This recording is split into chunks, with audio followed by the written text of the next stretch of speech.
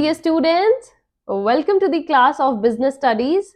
And as you know, we started unit 2 और unit 2 का बच्चे लास्ट सेशन में हमने डिस्कस किया था principles of management.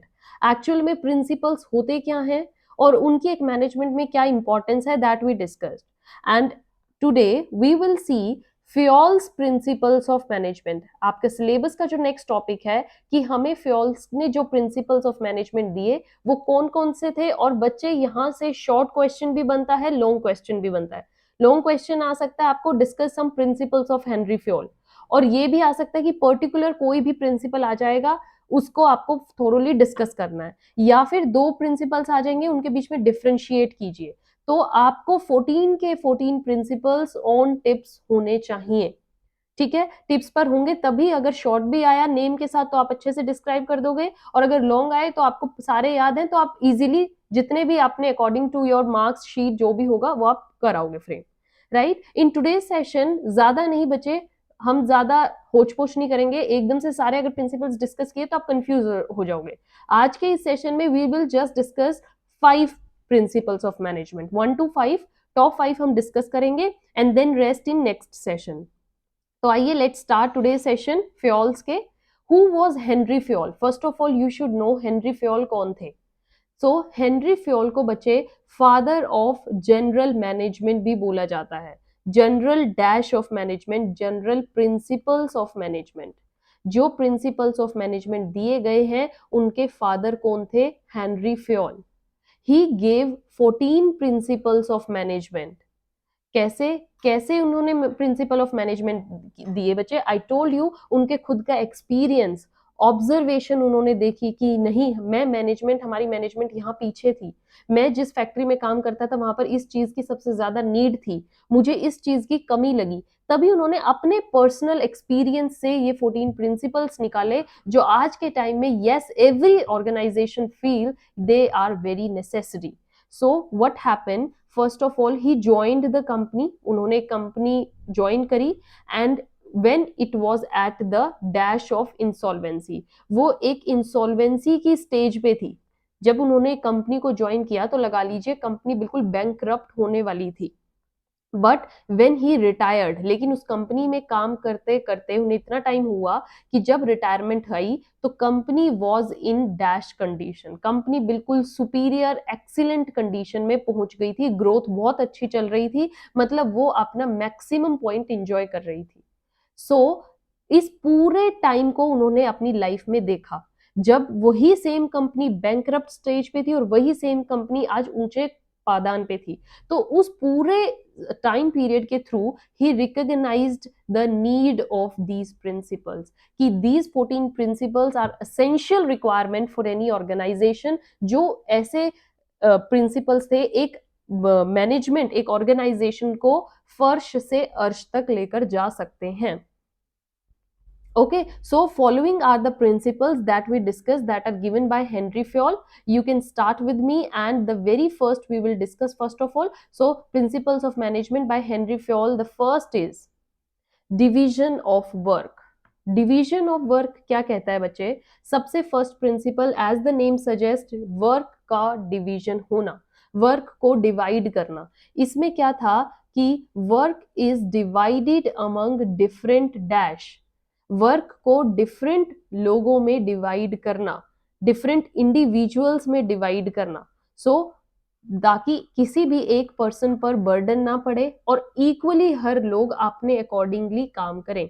So work is divided among different individuals as per their specialisation, their competence, their dash, their experience, so their qualification.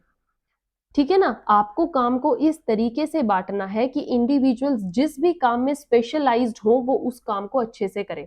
Suppose कीजिए बच्चे आपके पास वर्कर है A B C, ठीक है, ए जो है वो लोडिंग अनलोडिंग का काम बहुत अच्छे से करता है, बी जो है वो पैकिंग का काम बहुत अच्छे से करता है, सी जो है सी का सारे सामान को लाइक एक सिंक्रोनाइजेशन वे में सिस्टमैटिक वे में रखने में बहुत हेल्प करता है। तो ये पर्सन इन सब की स्पेशलाइजेशन है। बट सपोज कीजिए आप बी को दे देते हो लोडिंग अनलोडिंग का काम, ए को दे देते हो आप सिस्टमैटिक वे में रखने का काम, सी को आप पैकिंग का काम, तो वो सारा काम डिले भी होगा और उतना एफिशिएंटली भी नहीं होगा। व्हाट यू हैव टू सी कि हर वर्कर किस वर्क में स्पेशलाइज्ड है, किस वर्क में वो क्वालिफाइड है, किस वर्क में वो पूरा एक्सपीरियंस्ड है। एंड इस तरीके से अगर आप वर्क को डिवाइड करोगे तो हर वर्कर अपना बेस्ट आउटपुट देगा and it will probably help the growth of any management. First principle अच्छे से समझ में आया बच्चे? Moving to the next one, it is about the authority and responsibility. Next जो प्रिंसिपल था वो आया बच्चे रिगार्डिंग अथॉरिटी एंड रिस्पॉन्सिबिलिटी, कि अथॉरिटी और रिस्पॉन्सिबिलिटी क्या होती है, कैसे चलती है, कौन इसको मैनेज करता है। You have to understand. Here I have prepared a diagram for you. It is the manager and it is the subordinate. ये मैनेजर होते हैं, ये सबऑर्डिनेट। सबऑर्डिनेट का मतलब कि person who works under the management, जो मैनेजर के नीचे काम करते हैं उनको बोलते हैं सबऑर्डिनेट। अब दीज एरोज शोज, जो ये ऐसे एरो हैं इस तरफ एरो मतलब the thing is moving from manager to subordinate. Subordinate की तरफ जो चीजें जा रही हैं और कहां से जा रही हैं, मैनेजर की तरफ से, तो वो क्या क्या जाती हैं, एक जाती है अथॉरिटी, मींस मैनेजर अथॉरिटी देता है सबऑर्डिनेट को, और साथ में अगर वो अथॉरिटी देता है तो रिस्पॉन्सिबिलिटी भी देता है कि मैं तुम्हें ये काम करने की अथॉरिटी दे रहा हूं, ये काम तुम करोगे, तो अगर तुम करोगे तो रिस्पॉन्सिबल भी तुम ही होगे, रिस्पॉन्सिबिलिटी भी उसे ही दो। ठीक है। And now this arrow is showing, जो कि सबऑर्डिनेट से मैनेजर की तरफ जा रही है, मींस मैनेजर उसके तरफ क्या भेजेगा, अकाउंटेबिलिटी, कि मैं आपके लिए अकाउंटेबल होऊंगा। ठीक है, अकाउंटेबिलिटी, राइट बच्चे? So authority and responsibility goes from manager to subordinate and accountability goes from subordinate to manager. Manager को अथॉरिटेटिव नेचर का भी होना चाहिए, रिस्पॉन्सिबल नेचर का भी होना चाहिए, और सबऑर्डिनेट को अकाउंटेबल नेचर का होना चाहिए कि वो उत्तरदायी रहे। So what this principle says, that there should be a proper balance between dash and responsibility, between authority और रिस्पॉन्सिबिलिटी के बीच में एक प्रॉपर बैलेंस रहे। अगर आप अथॉरिटी किसी को दे रहे हो तो उसको उस काम करने की रिस्पॉन्सिबिलिटी भी दीजिए। They must both go hand in hand, कोई भी चीज एक दूसरे से अलग नहीं चलती। अथॉरिटी अगर सपोज आप देते हो विदाउट रिस्पॉन्सिबिलिटी, आप रिस्पॉन्सिबिलिटी नहीं दे रहे हो बट आप उसको अथॉरिटी दे रहे हो, ये काम करो, कोई रिस्पॉन्सिबिलिटी नहीं दे रहे, तो इससे क्या होगा, वो इररिस्पॉन्सिबल बिहेवियर का हो जाएगा। आपने उसको रिस्पॉन्सिबिलिटी नहीं दी। रिस्पॉन्सिबिलिटी का मतलब है कि उस काम को करके लाने की रिस्पॉन्सिबिलिटी आप पर है, मैं आपसे आंसर लूंगा, आप ये काम करके मुझे दीजिए। लेकिन अगर आप उसको रिस्पॉन्सिबल ही नहीं बनाओगे कि कर दे बस तू, मैंने तेरे को अथॉरिटी दे दी, कल तेरे को रिस्पॉन्सिबल होने की जरूरत, तो वो इररिस्पॉन्सिबल नेचर के हो जाएंगे वर्कर्स। उनको डर ही नहीं रहेगा किसी का, वो कल किसी को आंसर देने के लिए लायबल ही नहीं होंगे। सो दैट इट सेज बच्चे कि अथॉरिटी और रिस्पॉन्सिबिलिटी को आप साथ में ही रखिए। एंड सपोज कीजिए आप किसी को रिस्पॉन्सिबिलिटी दे देते हो कि कल तुम रिस्पॉन्सिबल होंगे, कैसे भी करो मुझे नहीं पता, तो रिस्पॉन्सिबिलिटी तो आपने उसको दे दी बट आपने उसको अथॉरिटी ही नहीं दी, उसको थोड़ा वो फ्रीडम ही नहीं दी कि जाओ, मैंने तुम्हें अथॉरिटी भी दे दी, रिस्पॉन्सिबिलिटी भी दे दी, वो चीज अच्छी है। बट जस्ट अगर उसको रिस्पॉन्सिबल नेचर का बनाओगे, अथॉरिटी नहीं दोगे, then it will make a person ineffective. ठीक है, वो उतने इफेक्टिवली काम नहीं करके लाएगा। हाँ, आपने ऑर्डर दे दिया वो कर लाएगा, बट अगर अथॉरिटी नहीं दी तो वो काम उतना अच्छे से नहीं होगा। राइट बच्चे? सपोज कीजिए कहीं से रॉ मटेरियल खरीदना था, आपने कहा इस पर्टिकुलर पर्सन से रॉ मटेरियल खरीद के लाओ, ये तुम्हारी रिस्पॉन्सिबिलिटी है, वो खरीद के ले आएगा। लेकिन अगर आपने आके चेक किया रॉ मटेरियल तो सारा खराब है, तो आप उसको रिस्पॉन्सिबल नहीं ठहरा सकते, आपने जस्ट उसको काम दिया था वहां से उठाकर लाने का। लेकिन अगर आप उसको अथॉरिटी भी देते कि यू हैव टू चेक, आपको चेक भी करना है, अच्छा होगा तो लाना वरना वहीं छोड़ाना, तो उसके हिसाब से अगर वो करता तो शायद आपके पास रॉ मटेरियल अच्छा आता। Now you are clearly understanding what the difference is. Coming to the third principle, that is discipline. The third principle is in itself a very important बच्चे। डिसिप्लिन क्या होता है? Discipline, you all know, you all are school students and you know what exactly this word mean. School से ही हमारा discipline जो है start हो जाता है. So it refers to an environment. ये एक ऐसा एनवायरमेंट होता है where rules and regulations are strictly and obediently followed.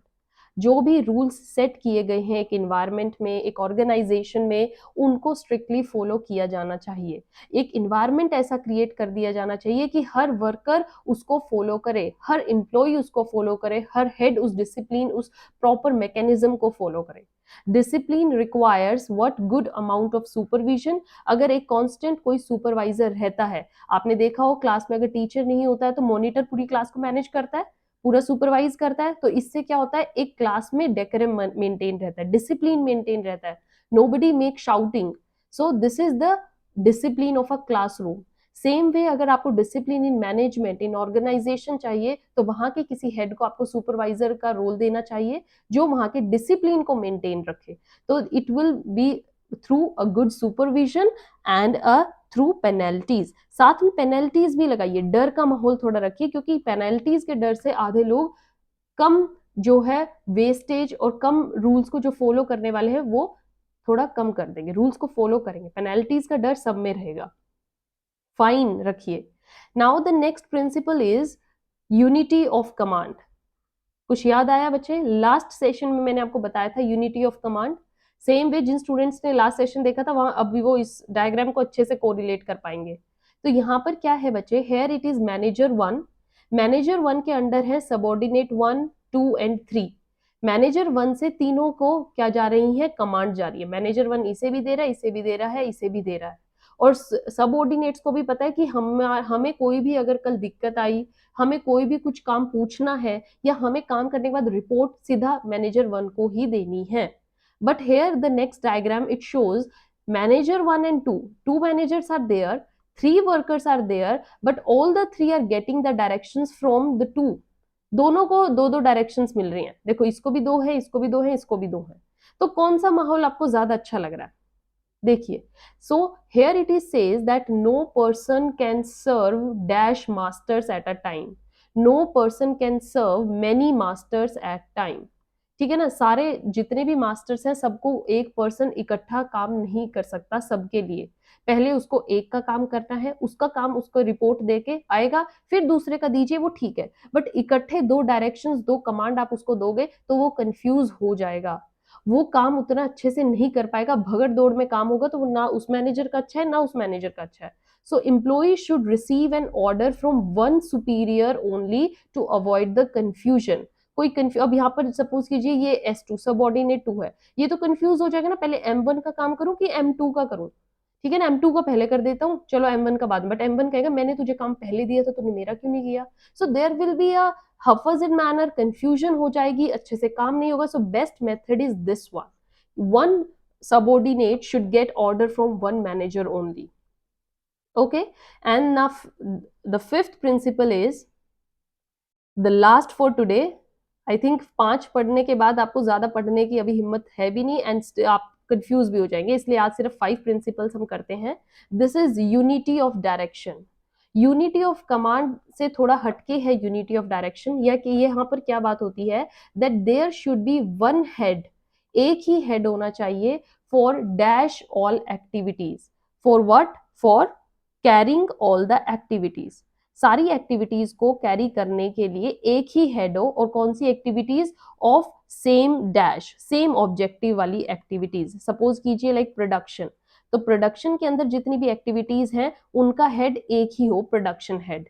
Same way marketing की जितनी ऑब्जेक्टिव्स हो, मार्केटिंग के जितने भी ऑब्जेक्टिव्स हैं उनकी जो एक्टिविटीज होंगी उनको करने वाले सिर्फ एक हेड हो, मार्केटिंग हेड. तो एक डायरेक्शन एक हेड से मिलेगी, वो एक क्लियर माहौल रखते हैं. This ensures unity of action. सब एक यूनिटी से काम करेंगे, भाई हमें इस डायरेक्शन के अंडर काम करना है और हमें अपने ऑर्गेनाइजेशन को इस टारगेट पर लेकर जाना है. तो यहाँ पर एक यूनिटी ऑफ एक्शन होगी बच्चे. And avoid unnecessarily duplication of work. एक अवॉइडेंस रहेगी किस चीज के? Unnecessarily duplication of work. एक सिंगल वर्क को आपको दो दो बार नहीं करना है. You know from whom you are getting directions and you will strictly be answerable to that only. Fine. So these 5 principles given by Henry Fayol that we discussed today, and I hope you enjoyed the remaining principles we do in next session. Till then, keep enjoying, keep sharing. Thank you.